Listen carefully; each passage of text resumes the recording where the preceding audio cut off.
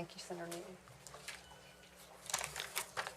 House Bill 600, the Regulatory Reform Act of 2023. And again, this is a PCS, so without objection, the PCS is before the committee for discussion only. And I think we have 3 handling this bill, so y'all have the floor.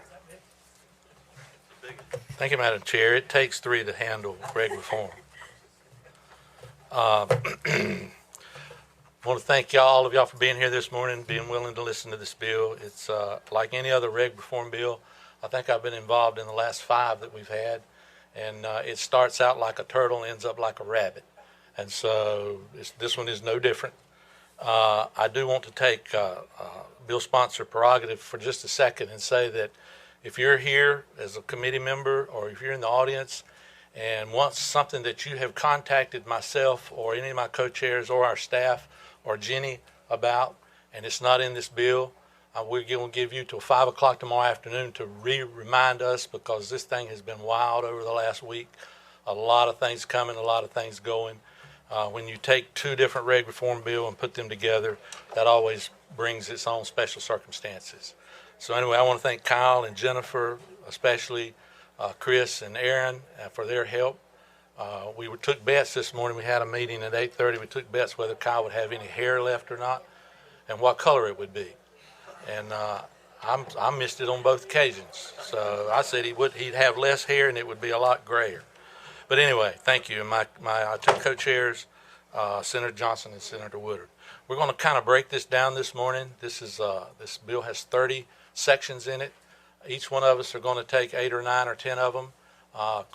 We've kind of paired them up according to what our areas of interest is. And so Senator Woodard is going to start. Now we're going to be, they're not in numerical numbers, so we're going to be switching around, but he will tell you what section that he's talking about when we do it. Senator Woodard.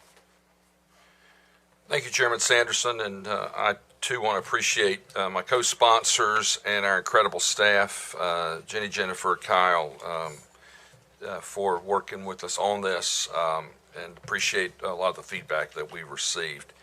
Again, to remind you, we're going to skip around in the bill sections that we may have worked on and had particular interest in. So beginning with sections 1, 2, and 4, these have all been revised due to concerns since they were discussed in the committee on May 2nd due to concerns raised by DEQ.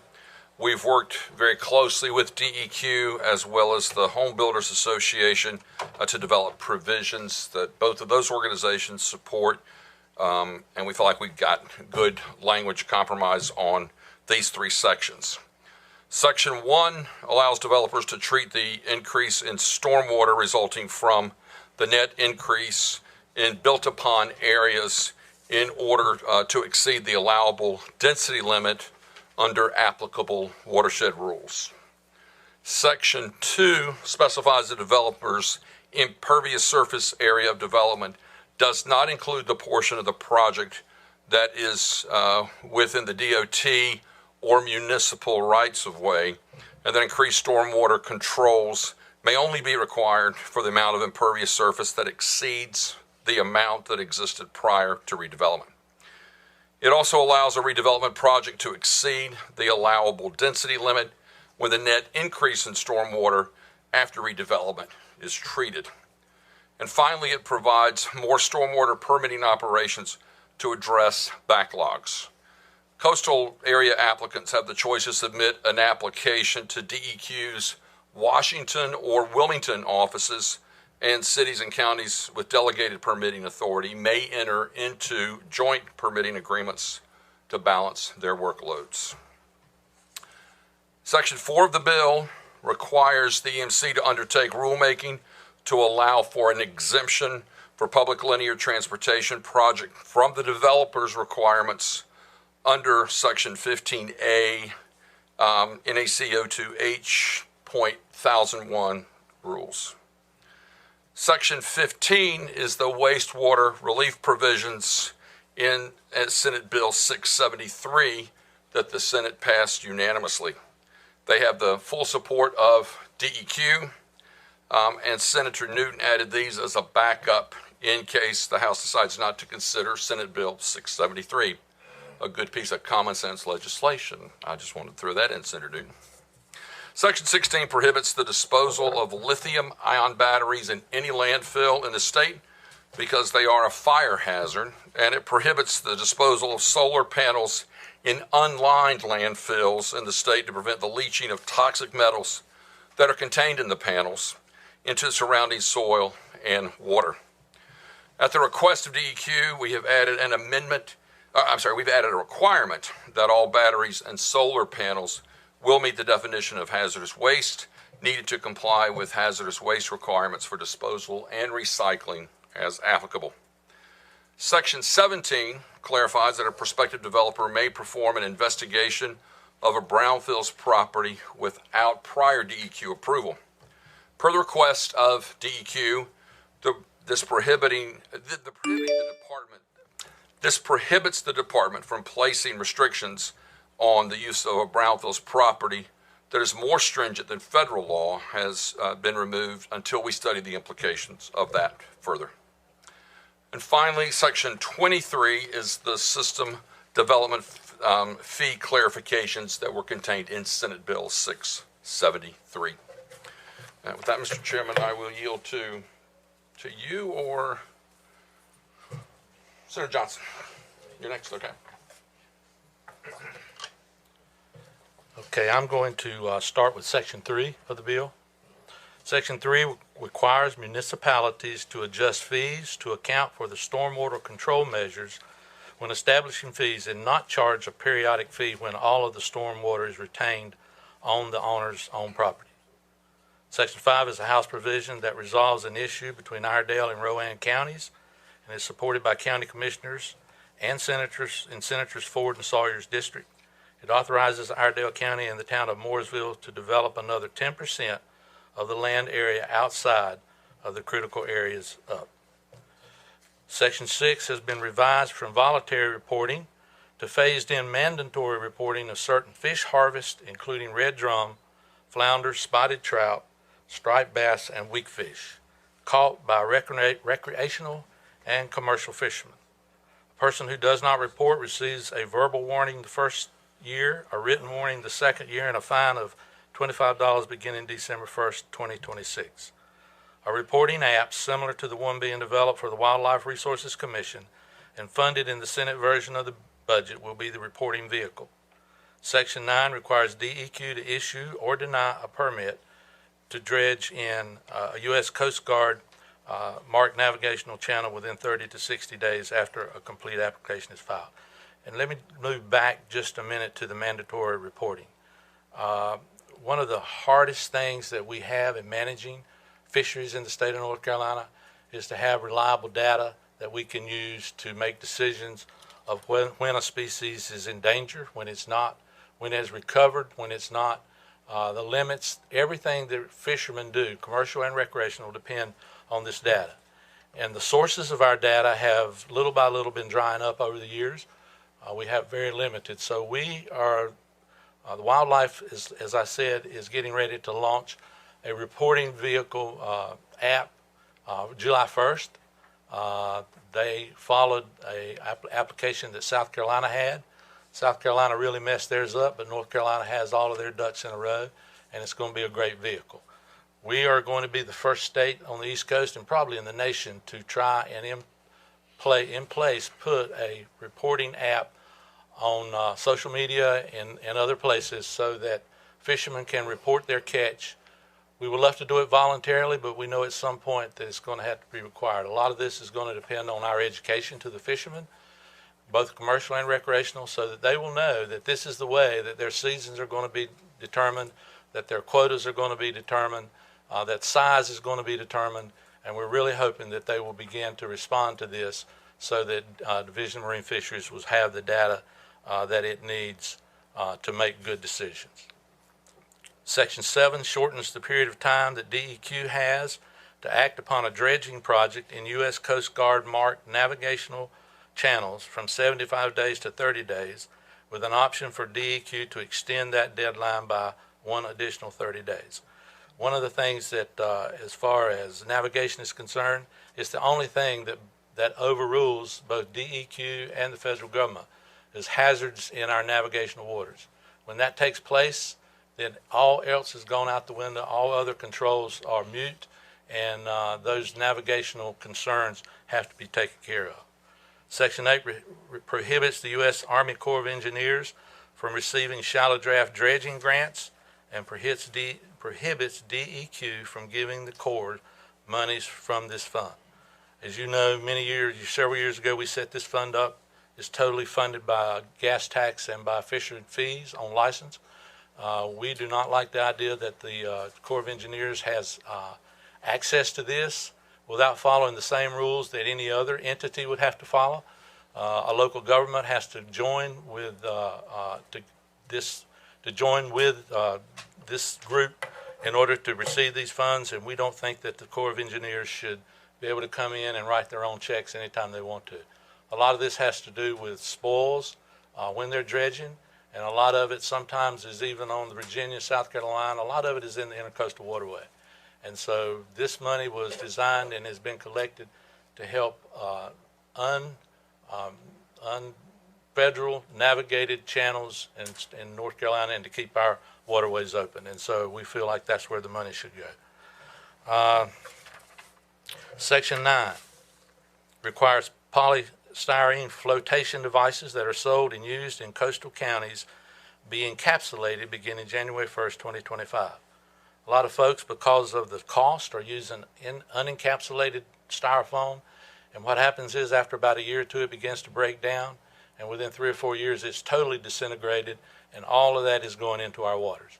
And so we're going to be requiring in 2025 that be encapsulated so that it does not break down in the building of docks, in any kind of commercial fishing or recreational fishermen that uses styrofoam. Section 10 is the new section that requires the Division of Coastal Management to have written guidelines, policies, and procedures on its website that directly reference the enabling rule or statute that they are putting in place. Section 11 is a new section that revises the Neuse River Basin TMDL transport factor to the permitted discharge and the nutrient offset credits specified in the 1999 Phase 1 TMDL, and requires validation of the modeling prior to its use in determining new transport zone and delivery factors. Section 12 is a new section that limits the scope of what EMC DEQ consider when denying a permit for an animal operation to what is required by statute. Section 13 is a House provision that prohibits local governments from selling nutrient offset credits to third parties. We revised the House's version to make it clear that units of government could sell to one another. Section 14 is a House provision also that makes a technical correction, changing municipalities to unit of local government so that now neither a city nor a county can prevent the use of DEQ-approved off-site wastewater by ordinance. Sections 18 and 19 make it easier to meet riparian buffer rules and flood plan requirements when building or expanding an airport. And I can tell you now before you start guessing which airport this is, it's RDU. Section 17 modifies the definition of airport to include all areas used or suitable for use as borrowed or staging area. And Section 19 requires the Department of Public Safety to grant a permit for the use of eligible flood hazard areas for which the airport authority has demonstrated the project will not result in any increase in flood levels within the community. This is required because, and not a lot of people know this, I didn't, that Raleigh-Durham International Airport is not in the county jurisdiction or a municipality jurisdiction. It's in its own jurisdiction, and so they can't come to the city and ask for this or anything like that. And finally, Section 28 restores the 2009 building code standards for piers and docks constructed in estuarine waters. How you say that? Madam Chair, Yeah, that's good. is the one we're calling the version that we're getting from the website, is that what we're talking from this morning? Probably, unless you, I'm not sure that the PCS was on the website this morning. Okay. This is a little different. That's what was throwing me off. And so do we Okay. have a hard copy of what we're talking about? We can get you one. We didn't have any available. Pardon? Or electronic. Or, I mean, I don't have a problem with it being electronic, but I'm not able to follow along. Okay. I'm not being critical in Kyle, any way, you have- shape, manner, or form. We're sitting back here scratching our head because we couldn't keep up. Okay, I think Kyle has the ability to send that out to all members, do you? Yeah, I can recirculate that to everyone's email. And I do want to point out that H600 committee substitute is available on the committee website under documents, and then May 31, 2023.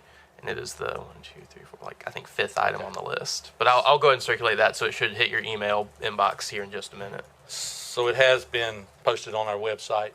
It may not be out for the general public yet. And just as an way of explanation on the last one that I said about the building code standards for piers and docks. A lot of homeowners have been building piers and docks in coastal waters for the last, I don't know how many years. And they're using cheaper and cheaper and cheaper material to build these docks because they're really not inspected after you get an initial permit from Corps of Engineers. There's really no other inspection that takes place.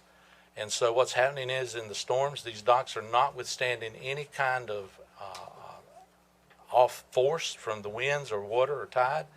These docks and piers are crumbling and they become waste in our waterways, and they're really beginning to create a problem. I've seen after storms in my area that you could ride up and down the waterway or the coastline, and within an hour or two you could salvage enough material to rebuild another dock.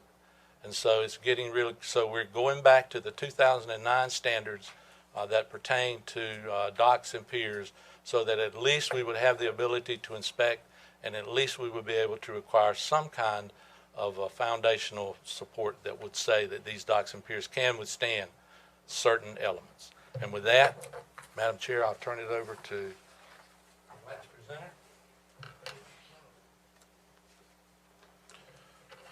Thank you, Madam Chair. Members, I will continue with this to finalize this very simple bill that we have before us here today. Section 20 is a House provision that allows associations to charge for providing water and sewer service. Section 21 increases the minimum bond required for a water sewer franchise from $10,000 to $25,000 and allows the Utility Commission to use the bond to support an emergency operator's work to alleviate a system emergency. Section 22 is a technical fix for parking space size and continuation of Section 13. Increased threshold for fire apparatus access roads from SL 2022-11, which prevented the Building Code Council from requiring 2 or more fire apparatus access roads in developments with less than 101 or 2 family dwelling units. Some local governments have not followed suit. Changing the fire apparatus access road for entrances and developments for 1 or 2 family dwellings for residential subdivision clarifies the intention of the provision. Section number 24, a House provision that exempts minor league baseball players employed under a collective bargaining agreement from state minimum wage, overtime, and records keeping requirements. Section 25 requires medical providers retain medical records for a minimum of 10 years, but this section does not apply to pharmacy or veterinary practice, which have 3-year record-keeping requirements. Section 26 is a House provision. It codifies existing stroke center designations and adds a thrombectomy-capable stroke center designation. Section 27 is a House provision that revises the homeschool cooperative exemption to allow cooperative arrangements to occur in a location outside the home of one of the participants. Section 29 disapproves certain DOA good faith efforts rules that place an unintended burden on the Department of Treasury and other departments within the state. Section 30 explains the definition of emergency to include a disruption in the supply chain that creates a significant threat to a local government's ability to provide essential services such as electricity and water, and relaxes the contracting requirements during emergencies to enable local governments to be able to purchase the essential equipment and supplies to maintain these services. Section 31 allows a nonprofit to increase the value of a real estate prize offered in a lottery from $500,000 to $2.5 million. Section 32 is a House provision that exempts inflatables from the definition of an amusement ride so that operators will no longer have to have one person dedicated to each inflatable. Section 33 stops money from 911 service charges from going back to the telecommunication service providers. Madam Chair, I think that's it, and we would stand for any questions. Thank you all for that very thorough presentation of the bill, and at this time, we'll take questions from the committee. Madam Chair, I have a question for Senator Johnson. Oh, Lord. Okay, Senator Woodard. Senator Johnson, can you explain a thrombectomy? Senator Johnson. Thank you, Senator Woodard. No, I cannot. I did pretty good pronouncing it, though, didn't I? I was good. Good job. Do we need staff to No, do that? I know what thrombectomy is. I didn't know Johnson did. I think it's brain removal. Senator Raven. Thank you, Madam Chair. I have a question to direct to staff or to Senator Sanderson about docks and estuaries or estuarine waters. And we're going back to the 2009 standard. But I know in some of the houses in our areas that have docks that may or may not have been built since 2009, but if those docks, you can't change anything about them other than repairs. Will this allow those docks to be demolished and replaced on the same footprint with 2009 materials and what have you, or are you just SOL if they get washed out if they were built since 2009 and cannot be replaced? Senator Sanderson. Senator Raven, I'll let Kyle answer that question, but I think it's going to, just like any other dock, that if it's destroyed, it can be rebuilt in the same footprint as long as it's not any wider, any longer, any higher. It has to go back to the same standards. And we are also not including anything that's already in the water. Build back would be acceptable to this, but we're also giving enough time that anything that's currently under construction would be able to finish before this law comes into effect. Okay. May I follow up, please? Yes.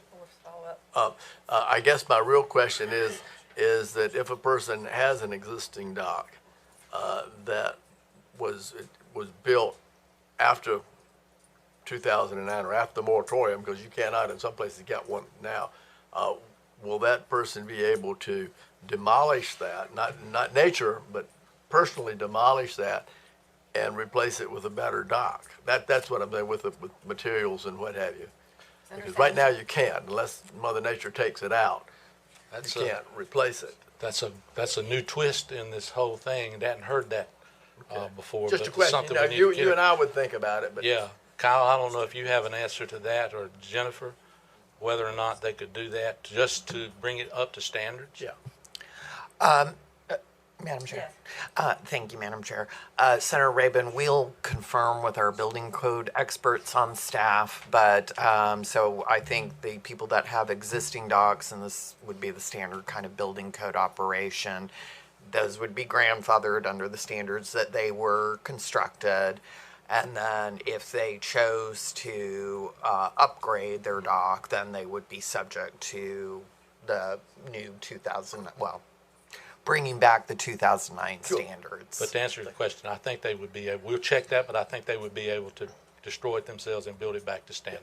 That would be a help, you know, to the environment and to the dock owners. It would. Other questions? Senator McGinnis? Thank you, Madam Chair. In section 16 regarding lithium-ion batteries. Anybody know anything about that one? Senator Woodard? I know more about thrombectomies, but I'll be glad to try. My question, Senator Woodard, is I've been reading a significant amount of information lately about the reclamation of these lithium-ion batteries, to the effect that 95% of the rare earth minerals and metals that are in those batteries are recoverable. Do we do anything in this particular piece of legislation to incentivize someone to do that kind of business here in North Carolina versus it going to some other place in the country.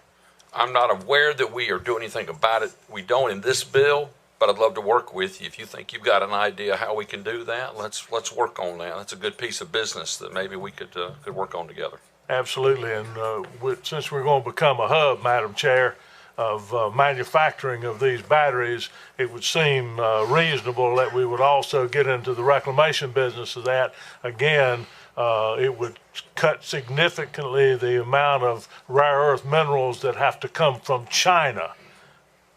Thank you very much. Just to add, I think our intent in Section 16 of this bill is to address the immediate concern, but I appreciate you bringing that recommendation. Love to work on it with you. Let's do it. Thank you. Thank you, Senator Woodard. Other questions from the committee?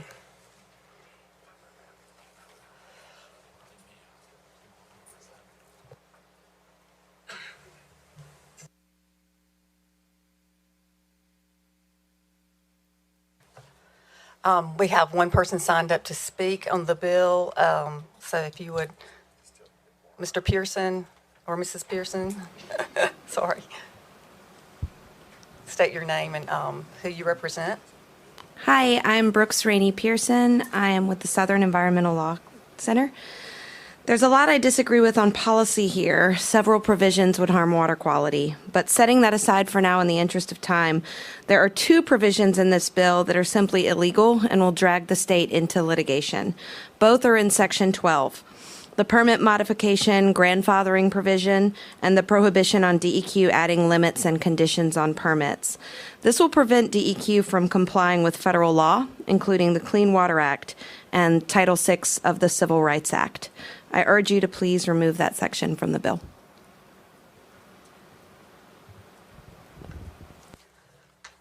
Anyone else wish to speak? If not, Senator Sanderson would like to make some closing comments, I believe.